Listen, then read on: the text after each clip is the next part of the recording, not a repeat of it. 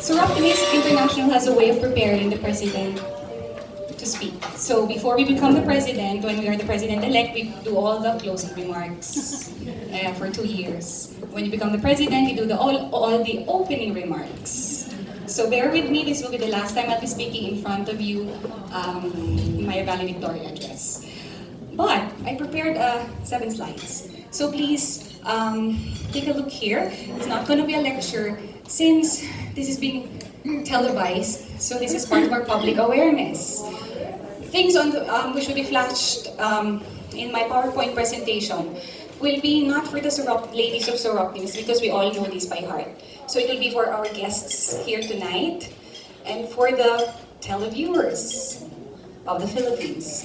Okay, so since the advocacy of our present governor is on education, so let me read a couple of slides. It's not here, so Mike, please. Okay. It is estimated that 35% of women worldwide have experienced either physical or sexually intimate partner violence or sexual violence by a partner at some point in their lives. Women who have been physically or sexually abused by their partners are more than twice as likely to have an abortion, almost twice as likely to experience depression, and in some regions, 1.5 times more likely to acquire HIV as compared to women who have not experienced partner violence. Next slide, please. Other things which occur are psychological violence, and in fact in 2012, victims of homicide,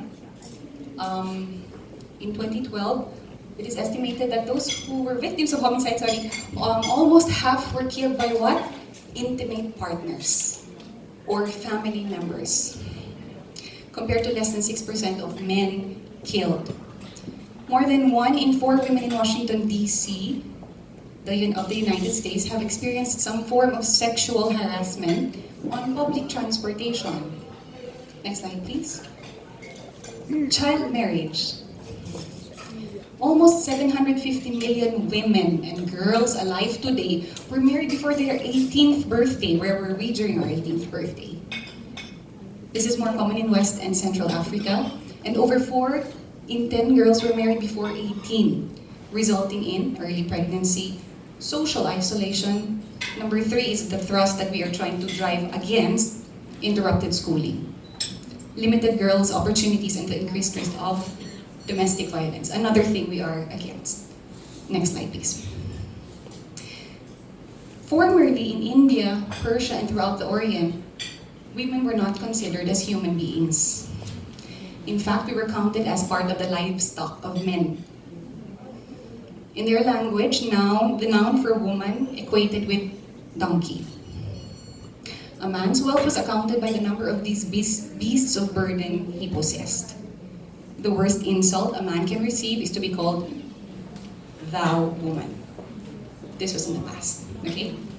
Forwarding it to the present times, in the 1900s there was a prophet of the Baha'i religion who declared that education of a woman to be more important than that of a man. In fact, it was even stated that if a family be so financially uptight and they were only allowed to educate only one of their children, one was a girl, one was a boy, the lady or the girl or the female child was to be of priority. Because if the mother be ignorant, even if the father had great knowledge, the child's education will be at fault. For education begins with the milk. A child at the breast is like a tender branch that the gardener can train as he wills. Next slide, please. We're almost done with my introduction. The great means by which we can bring about emancipation of women is by universal education. Girls are to receive as good an education as boys, because the mothers are the first teachers of the next generation, right? I see everybody nodding. How important then is it that girls should be well and wisely educated? Next slide, please. So it is said here that the positive effects of educating a girl and a woman increases with every additional just 1 year that she stays in school. I think last slide, Mike. Why don't be so sad? I'm not presenting this for you to be sad, and I'm giving this data to you so you'll be more actually, like whatever that's called. When all the benefits are taken into account, educating girls yields a higher rate of return than any other investment. Okay, so investing in their education can lead to a developing world. Last line. Okay, don't move. So, where's my? Those were the issues and concerns that I tried to drive at. So now can you focus your attention on me and not on the screen? So Spider-Man said, or what was told to Spider-Man was, with great powers come great responsibilities. And this is addressed to the women of Soroptimist. The great power that we have is that we are educated. And it is our responsibility to help those women and girls who are not educated. Okay, that's where our power is in. Pasalamat kita sa ating mga parents na they sent us to school. They let us pursue our dreams. And not everybody, not all of the girls in the world have this opportunity. I'm very thankful that 8 years ago, I was invited to be a member of Soroptimist. At first 2 years, I would go there, attend, and just okay, physically present, not listening, chismis, fun time, sign attendance, pay the dues. 2 years after I became the treasurer, okay, medyo, I have to listen, there's a program, funds are involved, okay. Still, Soroptimist did not sink in. 2 years later, president-elect, still, that's like a chill job because you don't have anything really you're doing, you just stay by the side of the president and, no responsibility on your shoulder. Not until I became a president of the club 2 years ago. In this room, I was installed in front of these ladies and with you, our guests and our new governor.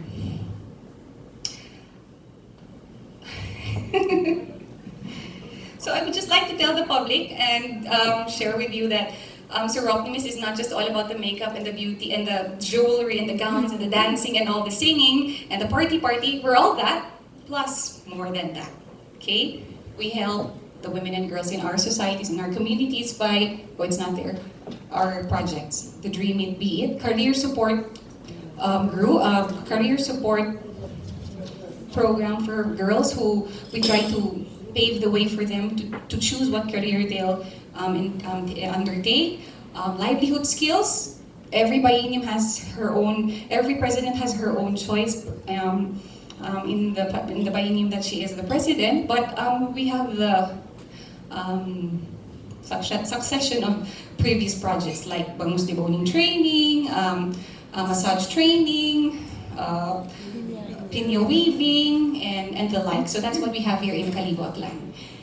And when the governor 2 years ago thrust was water is wealth for women, we undertook the challenge of finding or of extending the project here in our locality, and that's why we chose Oquendo Balete, because of also the help of our governor-elect Billy Calizo, who helped us pursue this project. So 35 years is not a joke. 35 years in Kalibo, 52 years in the Philippines, and how many years na yung SI? See? It's not a joke. So my telling this, all the information and all the history, is to awaken the minds of the new members who were inducted during my biennium.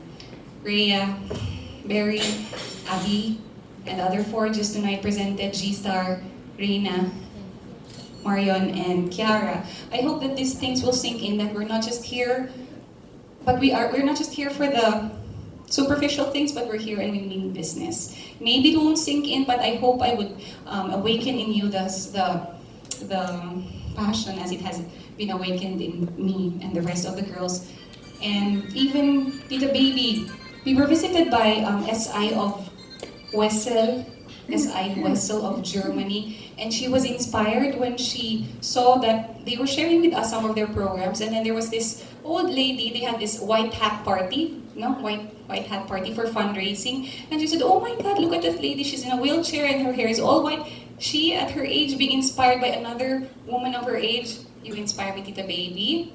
That's why This is on the screen. I look forward. I've never been envious, or it has never really bothered me that I do not have a daughter. I have 3 sons, by the way. Not until member to Soroptimist is the topic. So I'm looking forward, I hope maybe in the next 30 years, I'll be alive, or 20 years, to become a mentor of your daughters. Athena, Aina, so these are the daughters of our members. Amy, Pawanaj, Christine, sorry, I paid the CH, kay Tita Billy, Christine, Karen, and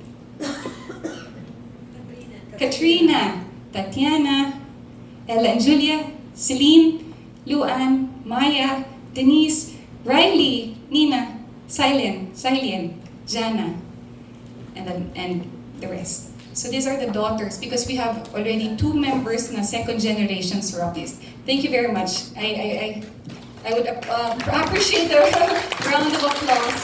I'm almost done. So I look forward to, I said Jana, no. I look forward to seeing your daughters as members of Soroptimist.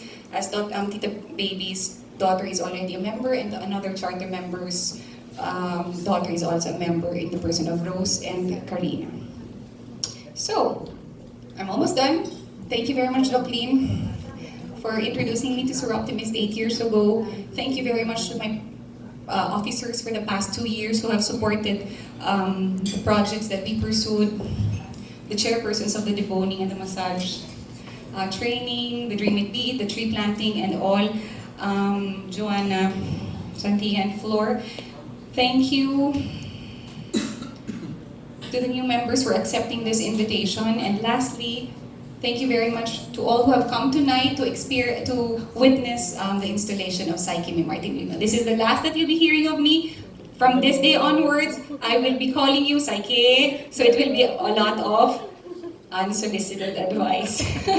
Thank you very much, and I hope to see you around. Good evening.